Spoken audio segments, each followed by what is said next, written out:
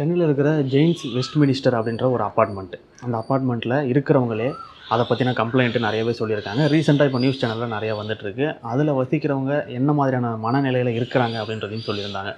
உதாரணத்துக்கு ஒரு எக்ஸாம்பிள் என்ன அப்படின்னு பார்த்தீங்கன்னா, எப்போ அது வந்து மேலே இருக்கிற சீலிங் இடிஞ்சு நம்ம மேலே விடுமோ அப்படின்ற பயம் வந்து அவங்களுக்கு இருக்குது. இது சாதாரண பயம் மட்டும் இல்லை, எவ்வளவோ செலவு பண்ணி ஒரு காசை கொடுத்து பெரிய அமௌண்ட்டு கொடுத்து தான் எல்லோரும் வாங்குறாங்க. அப்பார்ட்மெண்ட்டுன்னு வரும்போது மட்டும் பார்த்திங்கன்னா, நிறைய பேர் கையில் இருக்கிற காசை சேர்த்து வச்ச காசை கொடுத்து வாங்குறதில்ல. சிட்டிக்குள்ளேயே நமக்கு ஒரு இடம் வேணும், அதுக்கு அப்பார்ட்மெண்ட்டு தான் வசதியாக இருக்கும். தனியாக ஒரு இடம் வாங்கி நம்மளால் இண்டிவிஜுவலாக கட்ட முடியாது சிட்டிக்குள்ளே. அப்படின்ற பட்சத்தில் தான் அப்பார்ட்மெண்ட்டை சூஸ் பண்ணுறாங்க. அவங்க எல்லாருமே பார்த்திங்கன்னா மேக்ஸிமம் இஎம்ஐயில் தான் வாங்குறவங்களா இருப்பாங்க. அதனோட கடனும் கட்டணும், ஆனால் கட்டின வீடும் இந்த நிலமையில் இருக்குது. இது ரெண்டுமே வந்து கம்பேர் பண்ணி பார்க்கும்போது அந்த மனநிலைமை எப்படி இருக்கும்னு யோசிச்சு பாருங்கள்.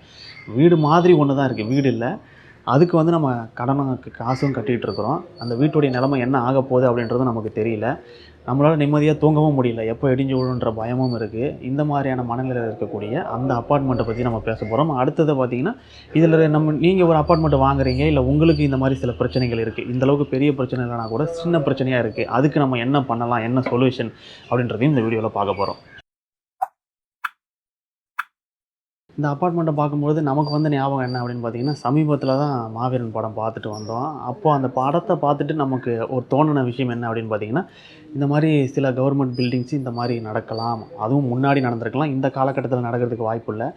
அதே மாதிரி ஒரு ப்ரைவேட் கம்பெனி இது மாதிரி பண்ணுறதுக்கு வாய்ப்பே இல்லை இப்போ இருக்கிற சூழ்நிலையில் அப்படின்னு நம்ம நினச்சிருந்தோம். எதனால் அப்படின்னு பார்த்தீங்கன்னா, ஒரு அப்பார்ட்மெண்ட் ப்ராஜெக்ட் அப்படின்னு வரும்பொழுது ஒரு இண்டிவிஜுவல் வீடு மாதிரி சில லட்சங்களில் பண்ணுறது கிடையாது, கோடிகள், பல கோடிகளில் வந்து பண்ணுறது அப்பார்ட்மெண்ட் ப்ராஜெக்ட் அப்படின்றது. அந்த மாதிரி ப்ராஜெக்ட்டில் ஒரு தப்பு நடக்கும்போது அந்த கம்பெனிக்கு எவ்வளோ பெரிய கெட்ட பேர் வரும். அது மட்டும் இல்லாமல் அதில் போட்ட கோடிக்கணக்கான பணமும் வந்து அவங்களுக்கு நஷ்டமாகும். ஃப்யூச்சரில் அவங்க எந்த விதமான ப்ராஜெக்ட்டும் பண்ண முடியாது. இந்த மாதிரியான சூழ்நிலையெல்லாம் இருக்குது. அதனால் அப்படி ஒரு பெரிய ப்ராஜெக்ட் பண்ணுறவங்க கண்டிப்பாக இந்த மாதிரி பிரச்சனைகள் பண்ண மாட்டாங்க, அது மாதிரி நடக்கிறதுக்கு வாய்ப்பு இல்லை அப்படின்றது தான் எனக்கு தோணுச்சு. ஆனால் நம்ம அந்த படத்தை பார்த்ததுக்கப்புறம் ஒரு இண்டிவிஜுவல் வீடு கூட போட்டிருந்தோம். சில கம்ப்ளைண்ட்ஸ் வந்து வந்திருக்கு, இந்த மாதிரி குவாலிட்டி இல்லாமல் சில விஷயங்கள் பண்ணியிருக்காங்க அப்படின்னு.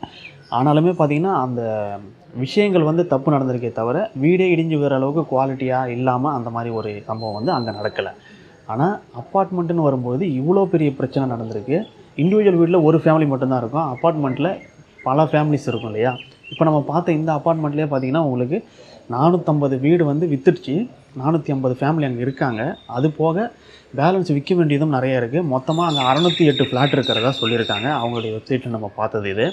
அப்போ 600 குடும்பம் வந்து வாழப்போகுது அப்படின்னா, அந்த 600 குடும்பத்துடைய லைஃபுமே ரிஸ்கில் இருக்குது அப்படின்னும்போது இது எவ்வளோ பெரிய மோசமான விஷயம் அப்படின்றதும் நமக்கு தெரியுது. இண்டிவிஜுவல் வீட்டை கம்பேர் பண்ணும்போது அப்பார்ட்மெண்ட்டில் வீடு வாங்கும்போது மிகப்பெரிய பிரச்சனை ஒன்று இருக்குது, மைனஸ் ஒன்று இருக்குது. அது என்ன அப்படின்னு பார்த்தீங்கன்னா, இண்டிவிஜுவல் வீடை நீங்கள் ஒரு இன்ஜினியர்கிட்டையோ பில்டர்கிட்டையோ கொடுக்குறீங்க, வீட்டை கட்டி சாவி என்கிட்ட கொடுத்துருங்க அப்படின்னு நீங்கள் கொடுத்தா கூட நீங்கள் போய்ட்டு பார்க்க முடியும் அடிக்கடி என்ன மாதிரி வேலை நடக்குது, என்ன குவாலிட்டியில் பண்ணுறாங்க, நம்ம சொன்ன மாதிரியே வருதா இல்லையா, இந்த மாதிரியான விஷயங்களெல்லாம் நீங்கள் பார்க்கலாம். அதோட சஜஷன் கொடுத்து நீங்கள் வேறு ஏதாவது மாற்றம் தேவை அப்படின்னா கூட நீங்கள் பண்ணிக்க முடியும். ஆனால் அப்பார்ட்மெண்ட்டுன்னு வரும்பொழுது அந்த மாதிரியான விஷயங்களை நீங்கள் பண்ணவே முடியாது. நீங்கள் எப்படி கட்டுறாங்க, என்ன மெட்டீரியல் யூஸ் பண்ணுறாங்க, குவாலிட்டியாக பண்ணுறாங்களா இல்லையா, இந்த மாதிரியான விஷயங்கள் உங்களுக்கு பார்க்குறதுக்கான வாய்ப்புகள் வந்து ரொம்ப ரொம்ப கம்மி. இது மட்டும் இல்லாமல் இண்டிவிஜுவல் வீடுன்றது ஒரே ஒரு ஃபேமிலிக்கானது தான்.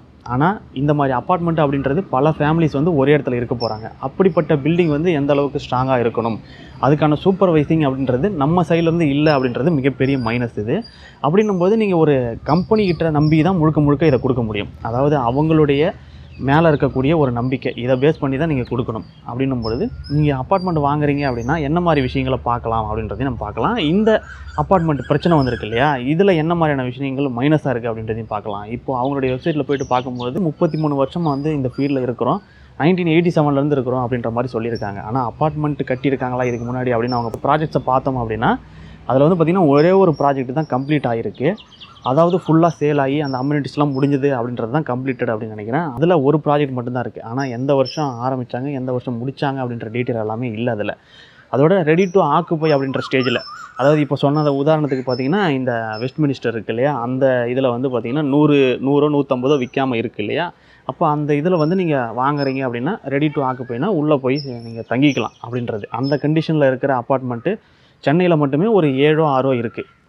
அதே மாதிரி ஹைதராபாத், பெங்களூர், கொச்சின் இங்கெல்லாம் 2 ப்ராஜெக்ட் வந்து ரெடி டு ஆக்குப்பையில் இருக்குது. நான் ஃபுல்லாக முடியல அப்படின்னா உங்களுக்கு தேவையான அம்யூனிட்டிஸு இந்த மாதிரியான விஷயங்கள்லாம் வந்து அங்கே கம்ப்ளீட் ஆகலை, அதோட ஃபுல்லாக விற்றும் முடிக்கல, இந்த மாதிரியான ஸ்டேஜில் இருக்குது. அப்போது இவங்க பார்த்தீங்கன்னா உங்களுக்கு ஒரு இப்போ தான் ஸ்டார்ட் பண்ணி போயிட்டுருக்கிற மாதிரியான ஒரு கம்பெனி, ஒரு 4-5 வருஷத்தில் இந்த அப்பார்ட்மெண்ட்டெல்லாம் கட்டி விற்கிற மாதிரியான ஒரு கம்பெனியாக தான் தெரியுது. நீங்கள் வாங்குறீங்க அப்படின்னா ஓரளவுக்கு அவங்க இதுக்கு முன்னாடி நிறையா முடிச்சிருக்காங்களா இல்லையா, எவ்வளோ ப்ராஜெக்ட்ஸ் முடிஞ்சிருக்கு, அங்கே போய்ட்டு நீங்கள் விசாரிக்கணும். அங்கே போய்ட்டு விசாரிச்சிங்க அப்படின்னா அங்கே இருக்கக்கூடிய மக்கள் என்ன சொல்கிறாங்க அப்படின்றது உங்களுக்கு ஓரளவுக்கு ஐடியா கிடைக்கும். அதோட அங்கே இருக்கக்கூடிய வீடை பார்க்கும்போது உங்களுக்கு குவாலிட்டியாக இருக்கா இல்லையான்னு தெரியும். சொன்ன தேதிக்குள்ளே அந்த அம்யூனிட்டிஸ்லாம் முடிச்சு தராங்களா இல்லையா அப்படின்றதும் உங்களுக்கு தெரியும். அப்போது ஒரு ட்ரஸ்டபுளான ஆளாக இருக்கிறாங்க அப்படின்னும் போது நீங்கள் வாங்கலாம். இது மட்டும் இல்லாமல் நீங்கள் அப்பார்ட்மெண்ட்டோ இல்லை வீடோ, இண்டிவிஜுவல் வீடோ எது வாங்குறதா இருந்தாலுமே பார்த்தீங்கன்னா அது லைஃப் டைமில் ஒன்று அப்படின்ற கணக்கில் நிறைய பேர் வாங்குவாங்க. ஏன்னா அவங்களால அவ்வளோதான் முடியும் அப்படின்ற ஸ்டேஜில் நிறைய பேர் இருப்பாங்க. ஒரு கனவு வீடாக இருக்கும். அது இல்லாமல் எவ்வளோ பெரிய அமௌண்ட்டை போட்டு வாங்குறீங்க அப்படின்றது உங்களுக்கே தெரியும். முன்னாடி ஒரு 20 வருஷம் 30 வருஷம் சேர்த்த காசாக இருக்கும், இல்லை 30 வருஷத்துக்கு இஎம்ஐ கட்ட போகிறவங்கலாம் இருப்பீங்க. அப்படின்னும் போது அதுக்கு நீங்கள் டைம் ஸ்பெண்ட் பண்ணுறது முக்கியமான விஷயமா இருக்கும். இப்போ யூடியூப்பில் வீடியோ நம்ம 10 மினிட்ஸ் ஒரு 15 மினிட்ஸ் போடுறோம் அப்படின்னா அதை கூட அவங்க முழுசாக பார்க்க மாட்டாங்க நிறைய பேர். தப்பு பண்ணிவிட்டு அதுக்கப்புறமா வந்து நாங்கள் உங்கள் வீடியோ இப்போ தான் பார்க்குறோம் அப்படின்னு நிறைய பேர் சொல்கிறாங்க. அந்த வீடியோவை பார்க்குறதுக்கே நீங்கள் டைம் ஒதுக்க மாட்டீங்க அப்படின்னா இப்போ வீடை வாங்க போகிறதுக்கு முன்னாடி விசாரிக்கிறதுக்கு எப்படி டைம் நிறைய பேர் ஒதுக்க மாட்டுறாங்க அப்படின்றதும் ஒரு பிரச்சனையாக இருக்குங்க. விளம்பரத்தை மட்டும் பார்த்துட்டு நீங்கள் போய்ட்டு உடனே வாங்கிடக்கூடாது, உடனே முடிவு எடுத்துடவும் கூடாது. நான் ஏற்கனவே சொன்ன மாதிரி அவங்களுடைய ப்ரீவியஸ் ப்ராஜெக்ட் எல்லாம் பார்த்துட்டு அனலைஸ் பண்ணி விசாரித்து அதுக்கப்புறம் ஒரு முடிவுக்கு வர்றது ரொம்ப நல்லது. அடுத்ததாக இப்போ இந்த இதில் இருக்கிறவங்க பார்த்திங்கன்னா லீகலாக நிறைய விஷயங்கள் வந்து பண்ணிட்டாங்க அப்படின்றத நம்ம நியூஸில் பார்த்தோம். அதாவது ஹைகோர்ட்லேருந்தே மீதி இருக்கிற அந்த பேலன்ஸ் இருக்குது இல்லையா, 100-150 வீடுகளோ அதை விற்கக்கூடாது இந்த பிரச்சனைகளை சரி பண்ணாமல் அப்படின்னு சொல்லிட்டு ஹைகோர்ட்லேயே சொல்லியிருக்காங்க, ஒரு நோட்டீஸ் வச்சுருக்காங்க. அப்போ அவங்க லீகலாக வந்து நடவடிக்கை எடுக்க ஆரம்பிச்சிட்டாங்க.